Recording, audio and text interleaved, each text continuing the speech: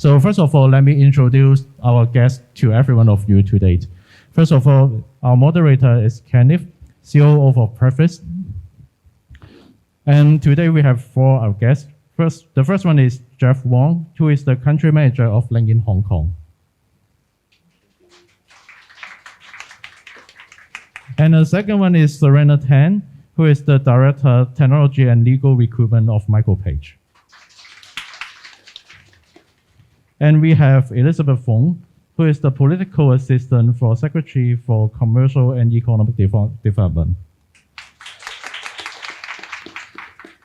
And lastly, we have Brian Low, who is the General Manager of Deliveroo. Okay, so I'll pass the time to Kenneth.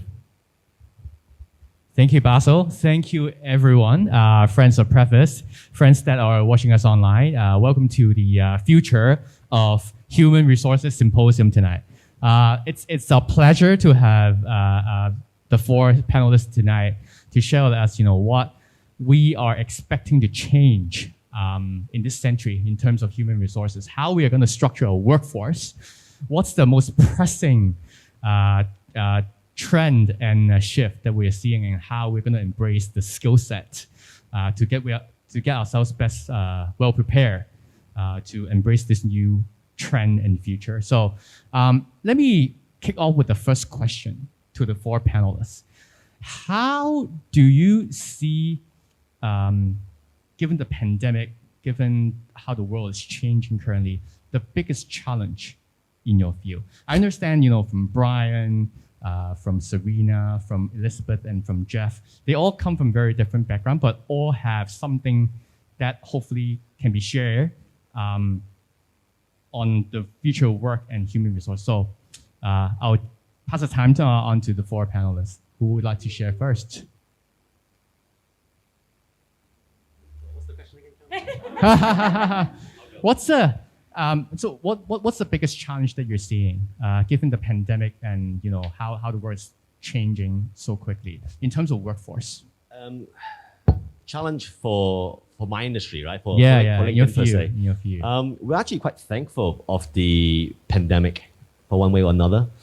A lot of silver lining. Historically, most of you know LinkedIn is a professional network, and our core business is really on recruitment.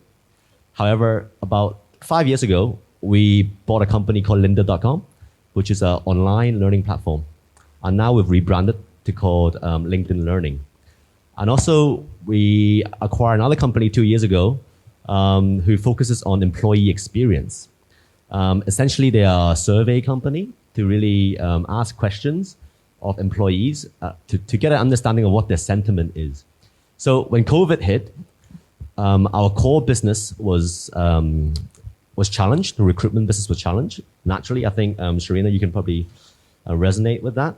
However, traditional classroom training no longer was possible. So companies had to find different ways to continue to engage with their employees or continue to give them resources. So online learning became a huge topic. So our solution kind of took off. And then down the line, after about 6 or 8 months of pandemic, companies are seeing employees are suffering a lot in terms of whether it's working from home because of overwork, blurring the lines between home and work. There was a lot of fatigue. There was a lot of wellness issues. And companies really needed to understand where is the employee sentiment. What do they need to continue to be productive while being at home? So the biggest challenge was to really go to market as quickly as possible, let them know that our value proposition, and hopefully we can add value during the difficult times. So it was challenging for our core business. However, we were very lucky that we had learning solutions and we had employee engagement solutions that were able to help during the pandemic. Cool, thanks, Jeff. How about Elizabeth? From the governance point of view, what do you think is the most challenging issue that you're seeing? Sure, I think I can only speak from what I hear of business of different kinds. The Economist last week had this article on the fault lines of economic recovery around the world. And one of the fault lines is the mismatch of talent demand and supply. And that is very consistent with our observations of talent needs of companies, be they foreign companies or local companies, multinational corporations, large corporations, or startups. A lot of companies are hiring. I'm not sure if Jeff can concur with this observation, but we realize that a lot of companies are hiring.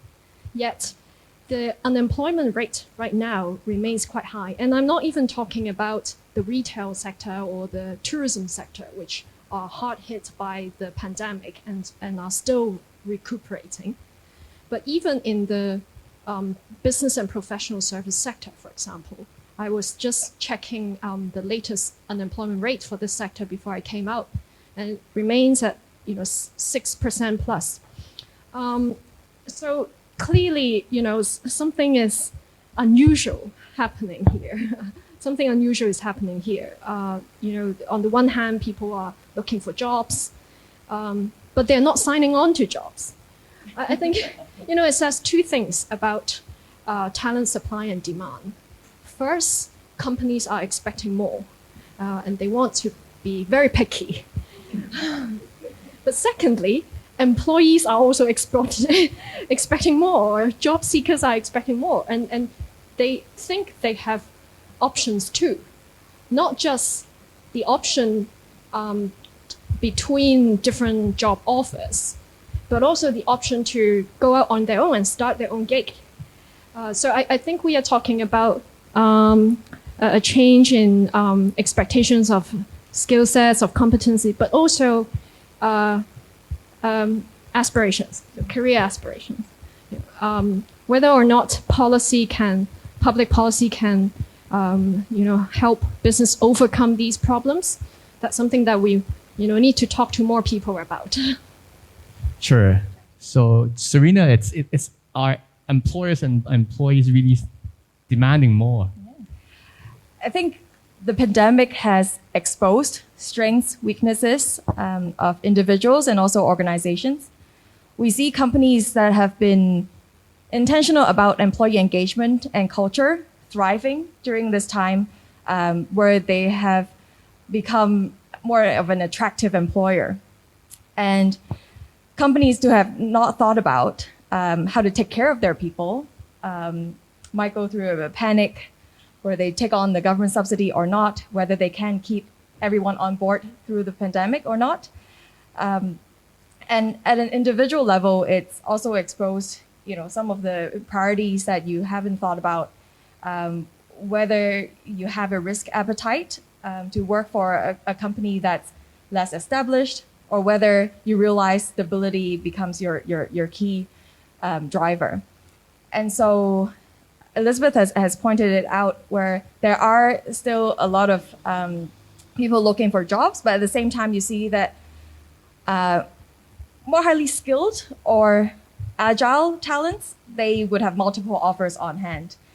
So that's why you see the big gap in terms of some people finding, making the most of this pandemic, and some people really suffering. We see companies laying off people, unfortunately having to transition people out.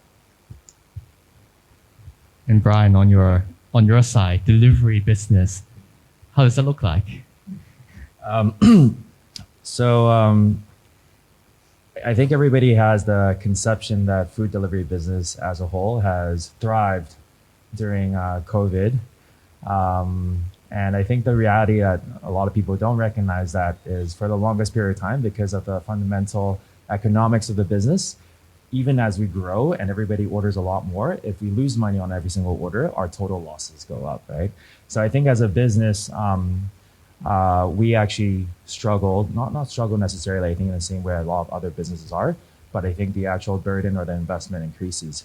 So I think, I guess like the first, biggest challenge we've seen with our own workforce, actually, we've went through, I think, as a lot of different companies have, a couple of wave of redundancies globally. I myself actually had to shut down our Thailand operation during COVID and say goodbye to 60 people at the start of COVID, which is exceptionally tough. But I think it was also, I think, a a good challenge that sort of collectively woke ourselves up from a team perspective, because as managers, we had to wake up to the reality that a lot of these things that you used to do on a face-to-face basis, it doesn't exist anymore. You can't do it. So like in terms of closing an office and like laying off every single person, you have to do it over VC. How do you actually conduct those conversations? How do you actually think about basically executing, I think, a lot of the important business processes without being there in person? I think it actually put us in a very interesting position to challenge us to say, okay, in the actual new way of operating today, where I think we relied on a lot of face-to-face interactions across every single type of different interaction within the business, how do we operate in a new world, but try to maintain some level of, I think, normalcy? So just a couple of examples. Customer service, we have 150 people operating customer care center. Who here has actually used Deliveroo and contacted our customer care center? Raise your hand. Who basically have had to wait multiple times and not been able to reach someone in the end? Don't be shy. I might give you some credits if you could.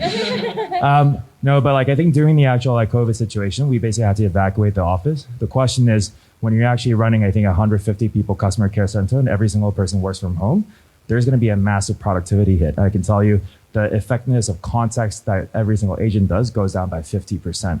So I think this is an example of, as a business and workforce management, how do we come up with incentives and operating processes to try to make sure that we reduce that reduction in efficiency by incentives, by basically check-ins, by toolkits that actually have been developed by a lot of tech companies, basically just to manage workforces during, I think, a remote setting. And I think that's something that certainly has been a challenge. I think just now, I think you mentioned something about engagement. Obviously, engaging, I think, the workforce, especially in a startup where I think that people are generally younger, when you actually don't have people physically together in office, culture takes a really big hit. How do you actually make sure that people work effectively together when they're actually operating remotely? Like when people jump in and out of bathrooms or like move laptops at home, when cats run across laptops in the middle of meetings, how do you actually try to control the output and make sure that people are still collaborative? I think that was basically, I think, a massive challenge probably for every single person. And for us, right, we had to basically try to think about, like, is there any sort of like rule we should try to enforce to make sure that every single morning there's check-ins to actually get people to come back, do a recap of what they're going to do, and then like do a checkout, like little things that would actually keep the cadence on so people can feel like they're remaining engaged and working as part of a team. So a lot of these things I think were, I guess, the major challenges as part of COVID. Sure, I can't agree more on how important it is to become agile in such a sort of turbulent time, right? Especially when people are, I'm sure, a company's most important asset, on how we make sure that the team is in good morale, how to make sure that we're doing the right thing at this time, pivot in the right direction and survive. A lot of companies that we're seeing are actually still in survival mode, and these companies are the ones that are perhaps the most eager to find out, what they need to do and what sort of skills they need to equip themselves. So I do have a question related to skill set, right? And we talk about future work. We really want to know what this future skill set can people learn, or whether they should pick these skill set to equip themselves for the next 10, 20 years. So Jeff, running probably the most popular, bigger job seeker and employer community platform. What skill set do you think is the most important? Yeah, I mean, we have around 750 million members on the LinkedIn network. And obviously, if you have a LinkedIn profile, you have, your job title, your work experience, even your skill sets. So we have a pretty visible analysis on, what are the up and coming skills, what are the most in demand skills. And before this event started, I was chatting to Kenneth and Serena upstairs. I've been talking about future skills for the last 6 years that I was in LinkedIn. And it's only really been the last couple of years has really ramped up, thanks to different private organizations realizing it and talking about it.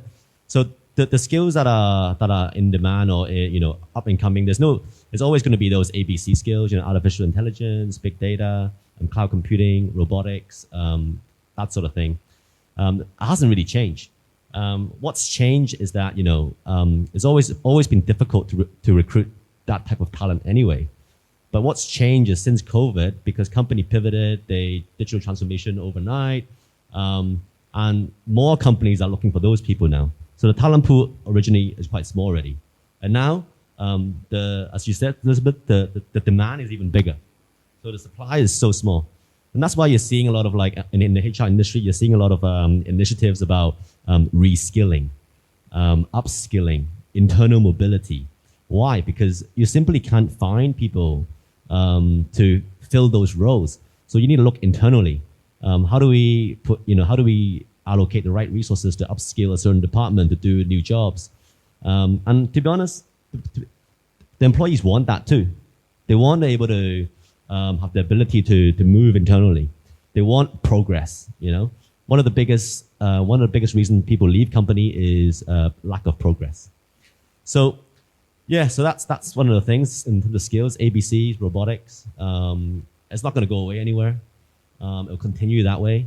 So it's really good to see, Preface, who's doing what you guys are doing to really educate and help people upskill.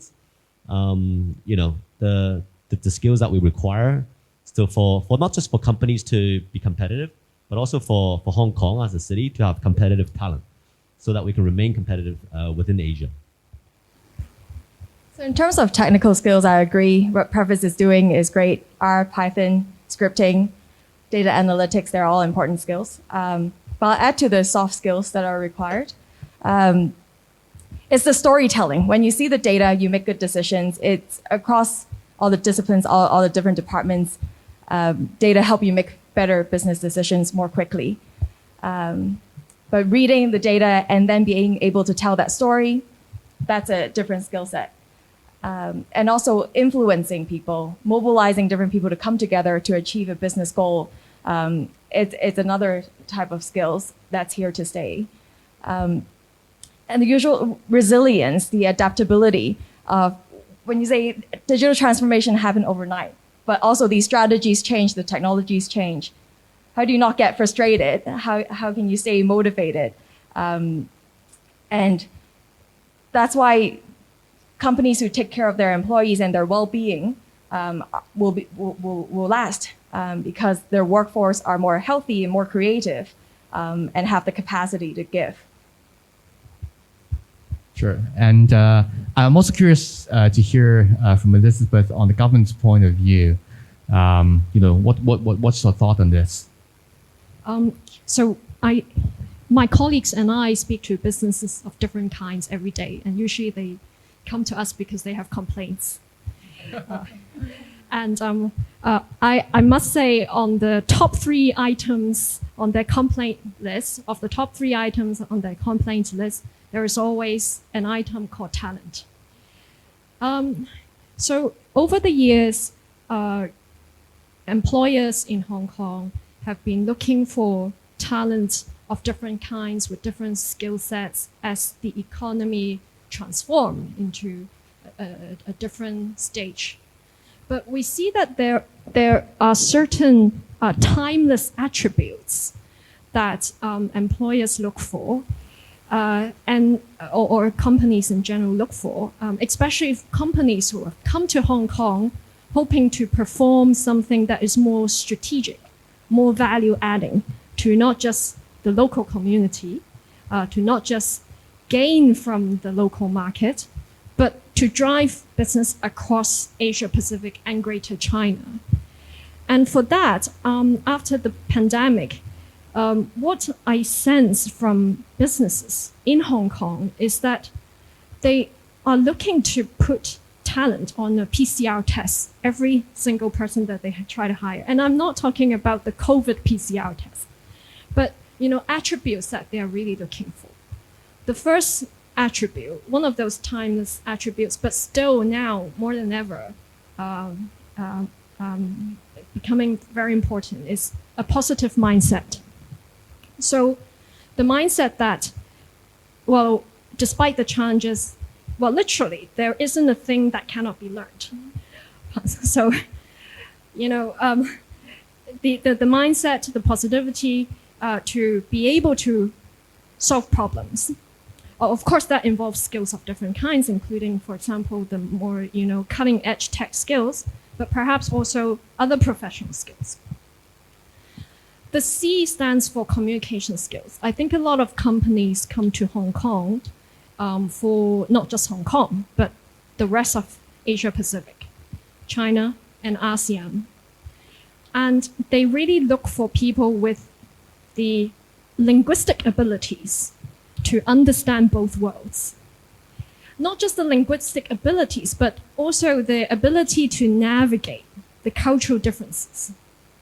As well as generation gaps. I think that's something that they look for too. And range, resilience. So the willingness to step outside of the comfort zone and learn something new, to have an awareness of what's happening in different parts of the world, what's happening in different markets, so as to serve the strategic functions that companies set up operations in Hong Kong for. So, you know, PCR is how I would deduce the talent needs of companies that have come to us and complained about.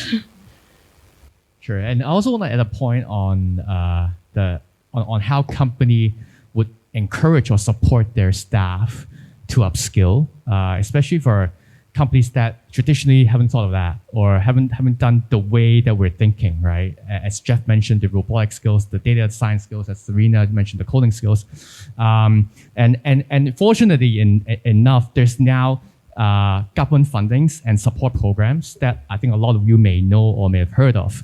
That because of the pandemic, SMEs are able to apply and can easily get sponsored by a relatively seamless process. And on the funding scheme, which is called RTTP, companies can actually find relevant programs that are related to the future skills. Of course, including coding workshops organized by Preface.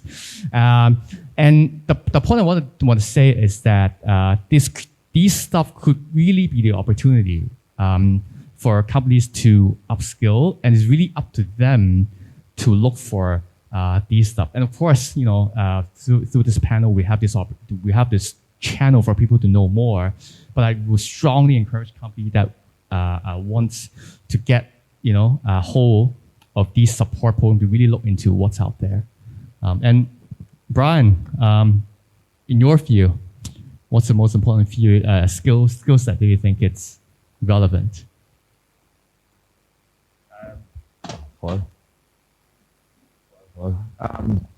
think the other panelists covered all the actual like hard and soft skills. I think the point, or on a related basis, I kind of want to make, I think surrounding, I think Hong Kong specifically, I think Elizabeth represents the voice of the government is, I kind of feel that having, I think obviously these programs, these different types of courses, these encouragements for people to actually learn these skills is really important, either within a company basis or like in the actual public domain. But one of the things that, like a biggest example that comes to mind that I would like to compare to Singapore compared to Hong Kong is, I think there's a complete lack of an ecosystem of, I think, forward thinking or like future facing types of businesses that are being, I think, created and nurtured out of, I think, that market that allows for people to build up specific skills, right? You can actually teach people specific skills, but there's only a certain point where, I mean, I went to college, I took all these courses. I don't remember any of the finance equations I learned, right? So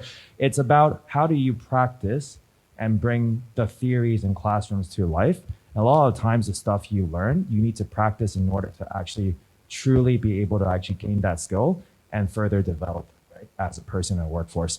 I think what's missing right now, if I compare like Singapore and Hong Kong, is I think even I think as a tech company, when we actually think about like launching regional hubs from a tech perspective, data analytics, like if you think about user experience, if we think about front end and back end sort of development, the culture, I think, around Hong Kong hasn't really been able to help encourage a lot of people to build the toolkit and then consider, I think, a career in, I think, these type of fields versus, I think, in a place like Singapore, the actual ecosystem is a lot more developed. I think government incentives has been quite accommodating. And I think that has sort of fostered an overall environment where more and more people are joining these like regional companies based out of Singapore. And what has happened is you have these generations of companies being built up. People are working in there. They get skill-based training on the job. And these people ultimately create this effect where when they leave the bigger companies, they're able to start their own companies and then mentor a new batch of people to actually develop those skills. So I think if I think about Hong Kong, we're quite kind of far off, but I think we're hopefully picking the steps back. Skill-based training is important, but you also need the ecosystem, the companies, and the actual investment and the subsidies to be able to support that to actually sort of bring everything to life. Sure, makes sense. And regarding job replacement, before this panel, we talk about what kind of job would be hottest in demand in the future, and what kind of job would potentially be replaced by machine, or because of how people's mode of working is changing, right? Or, what we should be aware of, especially for people that are working in the traditional industries, how they should get prepared to perhaps learn something new, change roles, change ambition, stuff like that. So looking into the future, we know that some sort of jobs will get replaced. Last year, if you look at the news, people are saying because of the pandemic, something like 46% of jobs will disappear in the next 10 years. What I do want to know, though, from you guys is that what new roles would you anticipate to appear based on your experience in the next couple of years? What are the new jobs? Perhaps I'll start first. Sure. It's a question that is very close to our hearts at the Commerce and Economic Development Bureau, partly because within our portfolio, tourism is a big chunk, and we all know the plight of the tourism sector. And the kind of employees they engage. Many are grassroots employees, and so if you look at the news these couple of days, the tourism sector are very upset about certain comments made by one of our principal officials about upskilling. So it is for the people who have their jobs disappearing soon. It's a tragic situation to be in, and emotionally, it's quite difficult to accept. Financially, they may be very hard pressed. They may not be in the mindset to really learn something new or think about what else they could do. So I think what's going to replace their jobs. It's something that that is both daunting, but at the same time perhaps not too foreign or unattainable. And that's something as society we need to tell people about.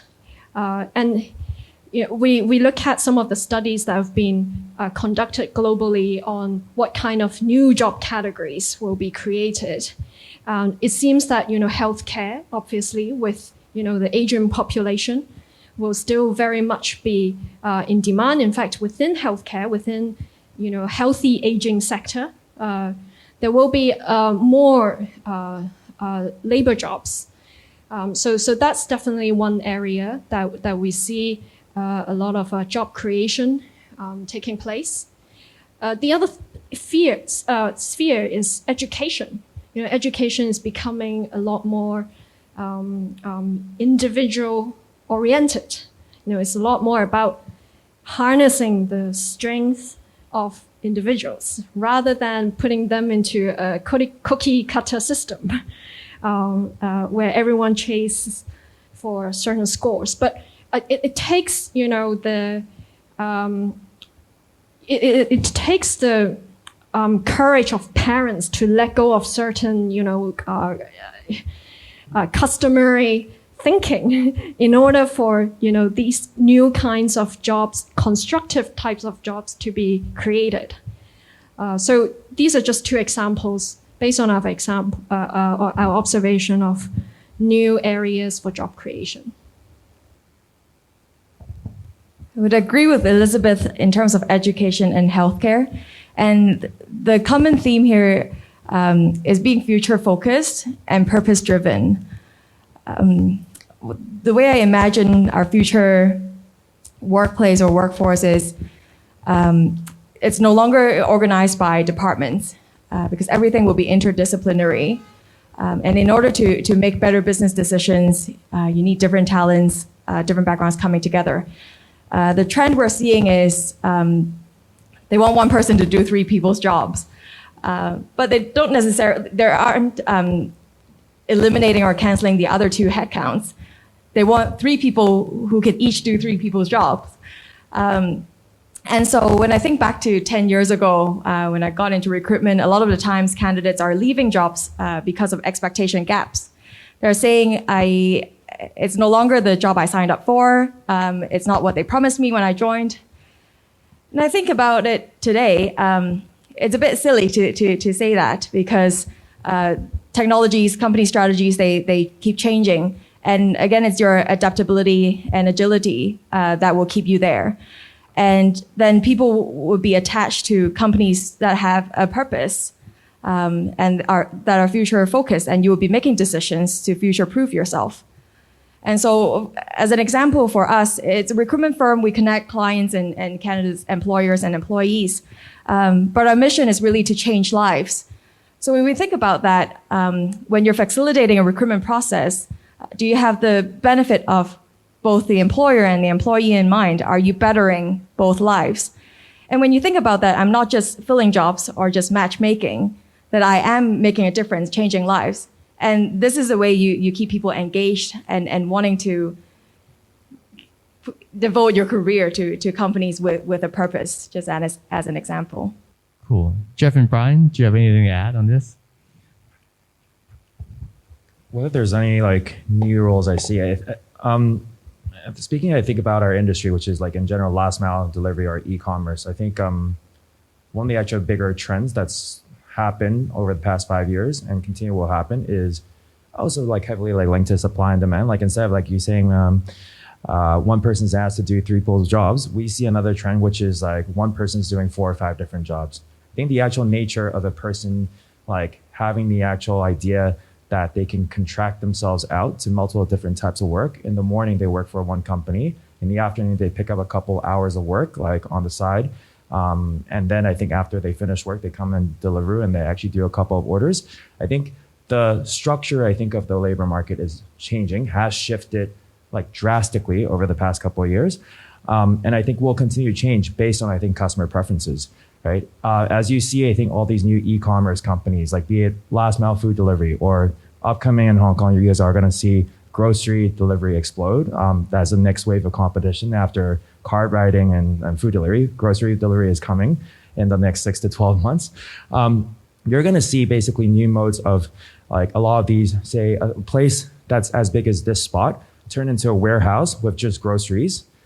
And they will start taking volumes from your dominant players like Dairy Farm as well as A.S. Watson's. And people won't walk in the stores. They'll go on their apps, they'll order stuff, and then they'll actually get it delivered in 20, 25 minutes. There's two things that actually pop up here. One is then who's the jobs within the supermarkets? Are they still going to be there, or are they going to get replaced? Yes, I think they're going to go away, but the jobs are still there because they transition to people that are standing in these warehouses picking and packing delivery boxes that will actually be shipped out for 25-minute deliveries. But at the same time, because of supply and demand, a lot of people would actually think, hey, I actually think that there's a lot of demand for delivery people. And I think just to share statistics, we today have 16,000 people that's registered to be contractors for us, Deliveroo. I think our competitors probably have a similar number of people. And actually, I would wonder whether, Elizabeth, those are captured in unemployment stats, because a lot of them probably are not full-time employees, but they're making probably $40,000 a month based on contractor work, right? So I think this is just, a trend that we're seeing in terms of the fact that the nature of economies or companies are changing, the way that people do business, and therefore the people that are engaged in workforce or doing work has also shifted dramatically over the 5-6 years. And some things will go away, but at the same time, because of the advent of these industries, a lot of different types of roles and ways of earning money and ways of engaging in the workforce will emerge. And I think it will continue to transition. So self-employed people are not counted within the unemployment rate. However, it's statistically becoming more difficult to identify self-employed people, because in the past, self-employed people have, a sole proprietary entity or, some form of accounting that, they can prove themselves to be self-employed. But, the trend that Brian just described is precisely what I was trying to say, or what's happening behind that misalignment of talent demand and supply that I mentioned earlier. That, people are not only just looking for jobs the way they used to, but they are looking for quite a few things that they can do simultaneously.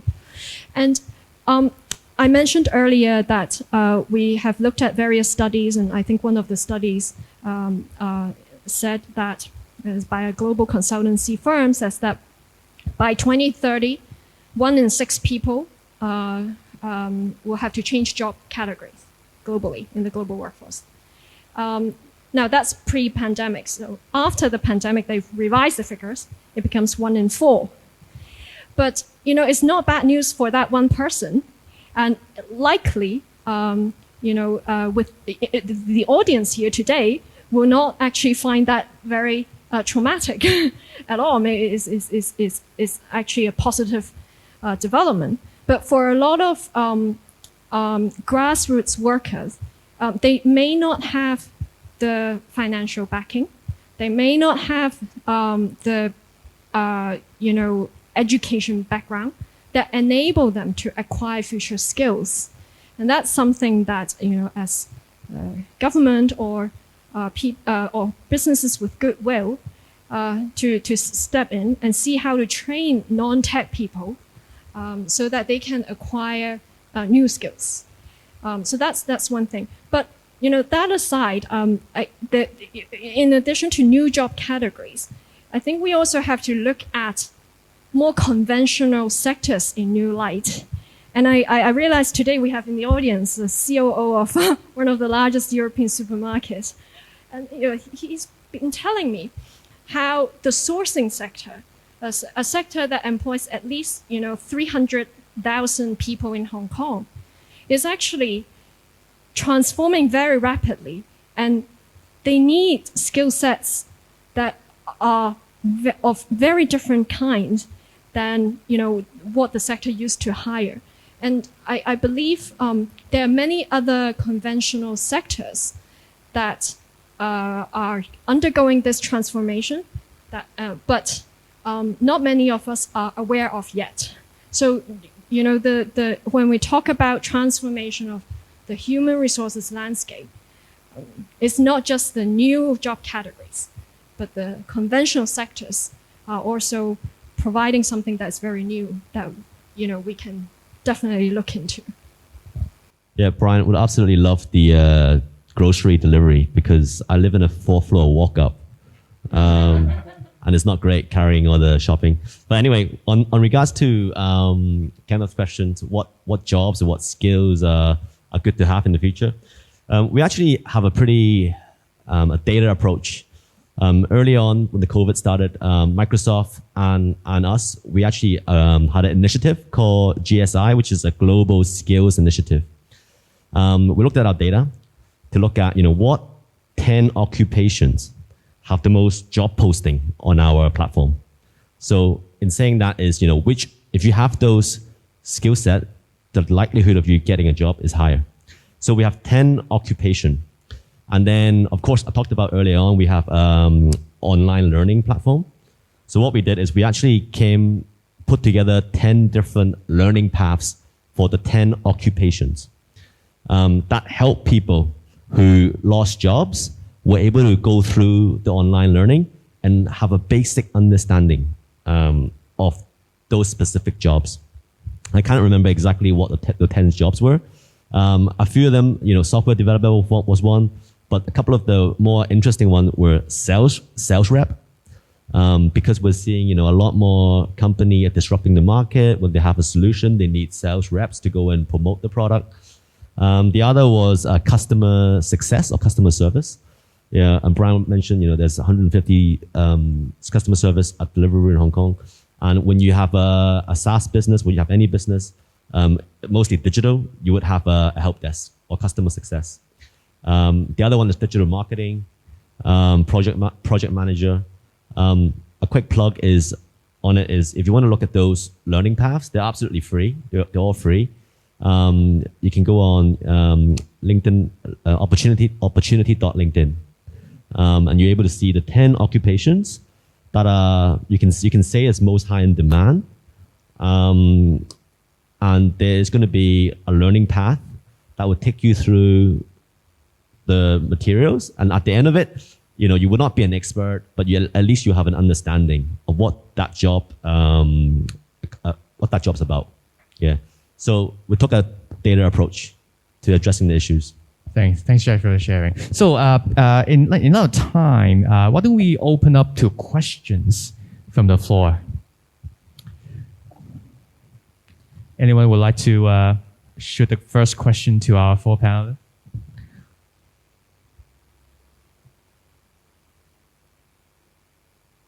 All right. Give a mic to you. All right, thanks. Testing. Thanks for the sharing. So I just want to follow up that we have heard a lot of changes, no matter from a policy perspective or business operation perspective. So I'm sure that a lot of these changes will actually remain even in the post-COVID times. So what are some of them that you expect it to even accelerate, or what are some of the policies that we have made during the COVID time will actually stay or even be further enhanced for the future, regardless of the upskilling, education, or others? As far as policy support is concerned, over the past year and a half, under the Anti-Epidemic Fund, a large number of job creation schemes have been created for companies in different industry to hire new talent. And the Anti-Epidemic Fund is going to expire by 2022. But I believe in that process, we've learned a lot of experience in how to help companies create new jobs. And jobs that are attractive to the younger generation of the workforce. And I think a lot of that experience will be integrated into longer standing talent development policies that sit within different bureaus, depending on what industries we're talking about. But it's not just about putting money into companies so that they can hire people. It's also about giving educational support so that there is a larger talent pool. And in this respect, we've got a number of public sector agencies putting out talent development programs that help companies, but especially SMEs that are not as well financed or not as well equipped to retrain their employees. So for example, in the Hong Kong Productivity Council, under the Hong Kong Productivity Council Academy, there is a Future Skills program that targets non-tech people within SMEs, helping them with the ABCs. And those are all very job-oriented. Then we've got the Employee Retraining Board, the ERB, under the Labour and Welfare Bureau, that helps companies retrain staff who are, sub-degree who have sub-degree education level. And again, they use an approach that works for the target audience. So it's, and then companies can even work with ERB to tailor-make retraining programs for their employees. So these are just a couple of examples of how public policy, through programs implemented by various public sector agencies, can help companies build talent pool, but also help Hong Kong expand its talent pool for future talent demand. And last but not least, I think as much as it is a sensitive topic, talent import remains important because at the end of the day, Hong Kong is an international business hub. So, having an inflow and outflow of talent is a good thing. And what one of our agencies is doing right now, Invest Hong Kong, in the past, it's only mandated to help bring foreign direct investment into Hong Kong.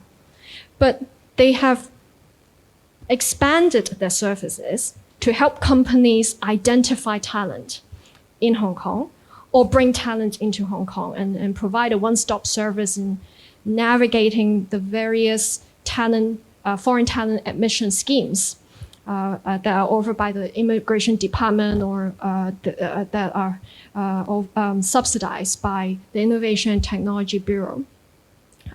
So I think, it is this whole basket of policies involving, financial support, actual, training, content support, and talent importation support that we need to help the ecosystem in Hong Kong get access to a wider pool of talent. I hope that answers the question. I wanted to share, I wasn't going to answer like policy because I have no idea about what policy is what, but in terms of like Ivan's questions in regards to what do we see going forward from a HR perspective or the HR industry, I see in the next 3 to 5 years, companies going to be doubling down on employee experience, or at least trying to understand what it is and do something about it. Yeah, I think that's going to be a huge topic. And if you look around, all the technology company are rolling out softwares that are employee experience software, whether it's helping productivity, whether it's communications, whether it's well-being. So having a really good understanding of employee experience and really proactively listening to the employees and coming up with their strategy to help their employees or people to be more productive. That's going to be a huge topic from now going forward. And it's a good thing to know it's not only a HR topic, it's going to be a business topic. I think we all heard before, companies are going to be very customer obsessed or customer centric. I think going forward, it's going to be employee centric or employees obsessed even. So that's something that is a very interesting space going forward. I'll add to that. I think the data we collect from employee engagement surveys will help you make better decisions. And this is how we keep organizations effective and efficient as they make decisions in order to retain their best talents. And you can get data quickly and they tell you what your demographic is like, what your female employees are saying, what your male employees are saying, or people who identify as non-binary are saying, whether they feel supported or not. And so for companies that drive diversity and inclusion programs and policies, they're able to tailor these things so that there aren't a group of board members that make these decisions behind closed doors based on what they see, but based on what people are telling them. And it'll be interesting to see how people develop these surveys, because I think when people try to collect a lot of data, then we experience survey fatigue. There are companies that design games that will engage, that will collect data on how engaged their employees are. So that's definitely a trend we are looking forward to.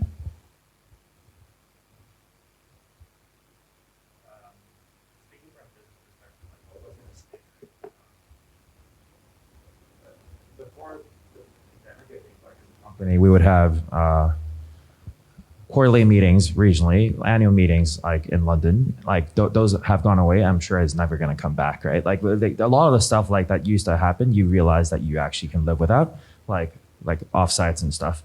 You can actually live without meeting people, like face to face. Like doing a Zoom, like going in a meeting can be just as effective, and it saves each other time. Signing a contract, you don't have to actually do a physical copy anymore and like mail each other like physical like copies and sign them afterwards. You can do it online. And interviewing people, right? In the past, I think a lot of companies, including myself, like I would never hire a person if I actually can't meet them face to face and shake their hand. Like it's not even a question today, I think, for all companies right now. Like you meet them, you make an assessment, and you make a hire. And I think like usually I think like you're 95% correct compared to I think face-to-face meetings too. So I think these are all things that came to life during the pandemic that's definitely going to stay. I think the questions in terms of like what is going to go away afterwards, I think is a question mark. So for example, like everybody started working from home. So like there's a lot of companies and workplaces that introduce flexibility. You can work from home 1 day a week, or technically you don't have important client meetings. You can stay at home and do the work. But then like the actual line blurs between working at home and being at home for your own personal time. If you pick a call or like tend to your dog during work hours, does that mean after hours you're obliged to pick up a work phone because you're technically working from home? Like the actual lines become very blurry. And I think this is an area, us as a business, I talk to my colleagues, I talk to, I think other like types of businesses, F&B, like be it F&B or partners or like startups, everybody's trying to actually decide how to actually come up with ground rules to accommodate, I guess, these type of new situations. And obviously keeping in mind what I think Jeff was saying in terms of customer, employee sentiment, right? Like how do we actually balance that in a new way of working without pissing employees off, but at the same time being able to protect that productivity? I think that's something that there's no answer to yet. We're still trying to figure out. Another interesting question recently was last couple of weeks, there's a typhoon number 8 or red rain or black screen. A lot of people were like, do I work today? And then I'm like, well, technically in the past it's a day off, but then you all have your laptops and we're working from home. So if you're working from home with that rainstorm, it doesn't matter. You work actually, or you don't work. And it's, I think, it's another thing that I think probably the government will have to start help us define like in the future, because this is something that I think is probably something that's new, right? And I think another thing would ultimately be companies are going to have to start thinking about like employee welfare. I think there's an example that just popped up. I think one of my colleagues' wife, she works at a company and she previously got married in Hong Kong, canceled her wedding or foreign wedding because of COVID. Now I think restrictions are going down thanks to, I think, global situation. She wants to actually take a 2-week vacation off to make use of, I think, like restrictions. The company goes, new role, difficult, cannot like do it, like cannot leave for 2 weeks. Don't care whether you have traveled or not traveled over the past 2 years. And I think very angry reaction, obviously, from the employees. And I don't think it's just, I think, representative of her, but I think a lot of people, right?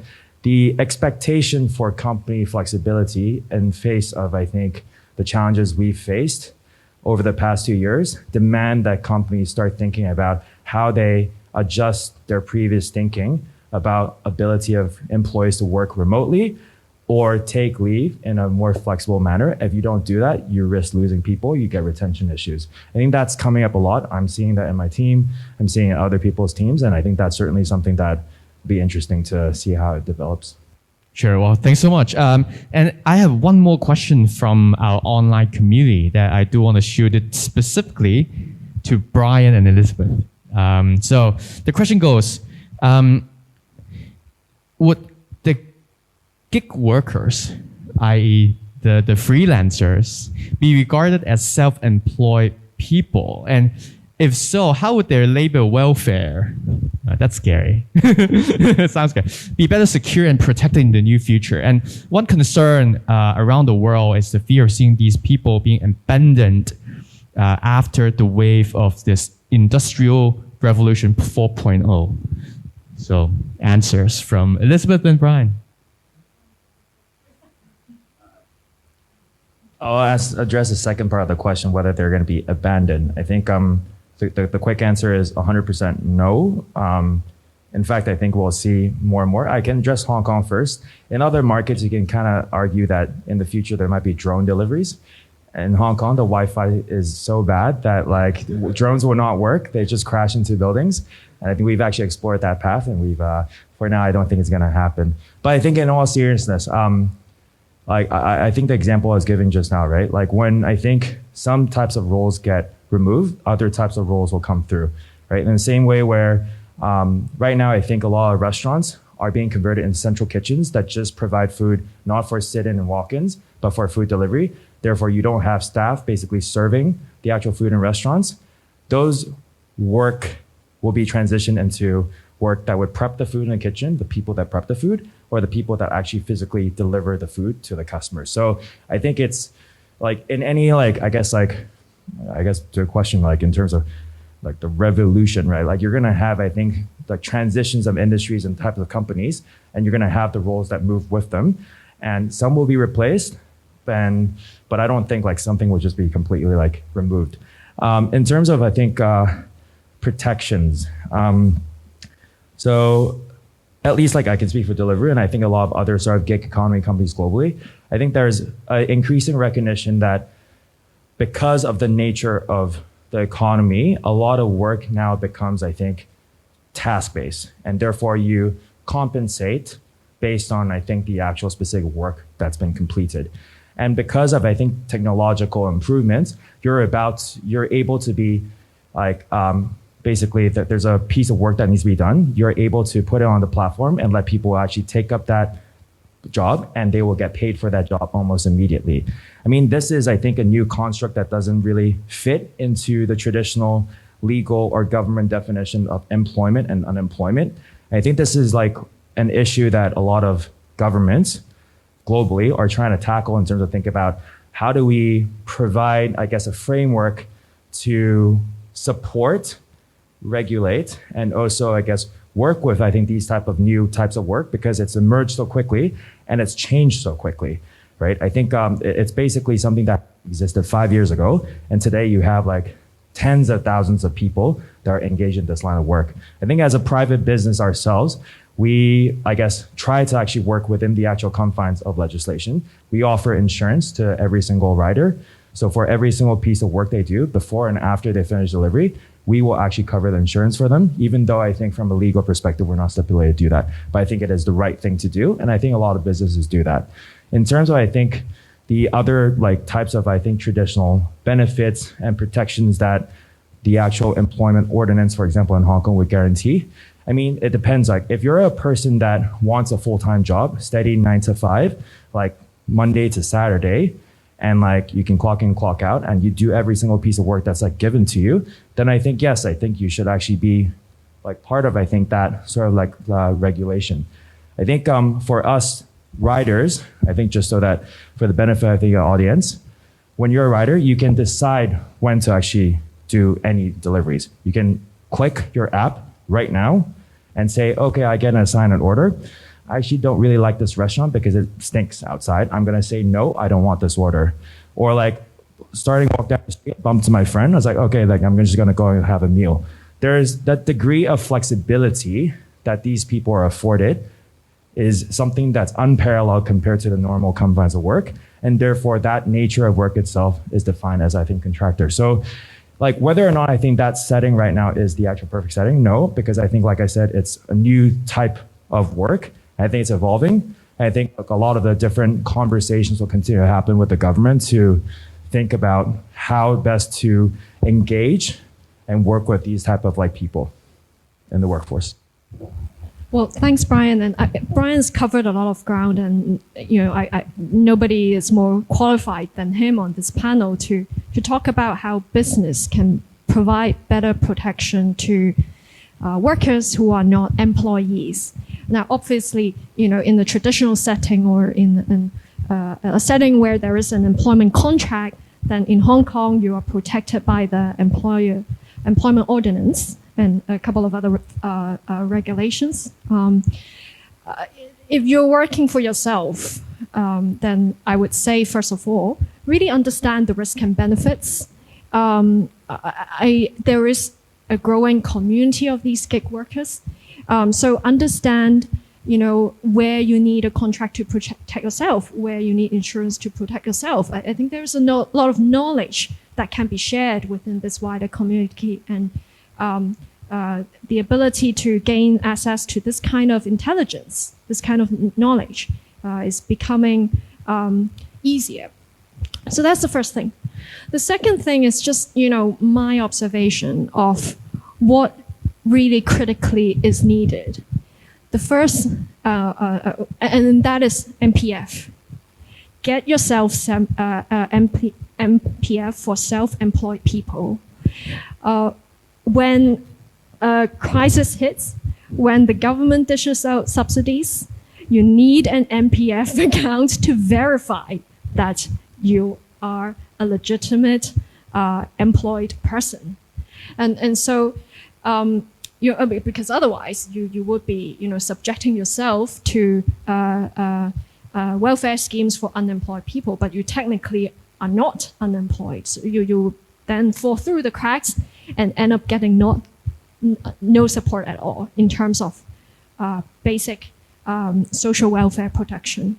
So I think in the past, a lot of people try to, skirt away from MPF because they don't think it's worth it, or they just want to save up more cash for themselves immediately. But, take the long-term view, because at the end of the day, MPF is for your post-retirement life. But at the same time, it has a functional purpose of identifying you as an employed person. Yeah. Thanks, Fran and Elizabeth, for the answer. From my personal experience in the past running a car-hailing company in a ride-sharing initiative, I can definitely relate to sort of the issue that the audience have raised and the concerns. But there are really 2 points that I want to make here. One is with the new mode of working, with these new skills and new company, new form of economy, there's really a fine equilibrium that all stakeholders are trying to achieve.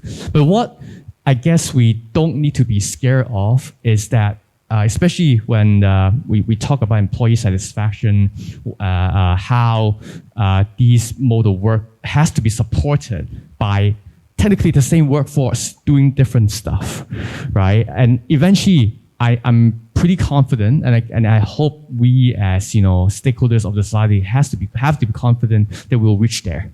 With an open mindset, with these identify new skills that we can learn, and will be much easier to learn in a relatively lower cost, more efficient way. And finally, I hope that with the sharing from the 4 panelists, you will be able to take something out of this evening, and be a little bit much more prepared to embrace this new future. So thank you so much, and a round of applause to our 4 panelists. Before the end of the symposium, I also want to do a little bit of promotion for our next and final Future Symposium, which is happening next Thursday, which will explore the future of financial services. And I know on the floor and for our friends online, there are professionals from the finance industry that this topic will be of interest to you. So stay tuned and follow our social media for registration details. Thank you and have a good night.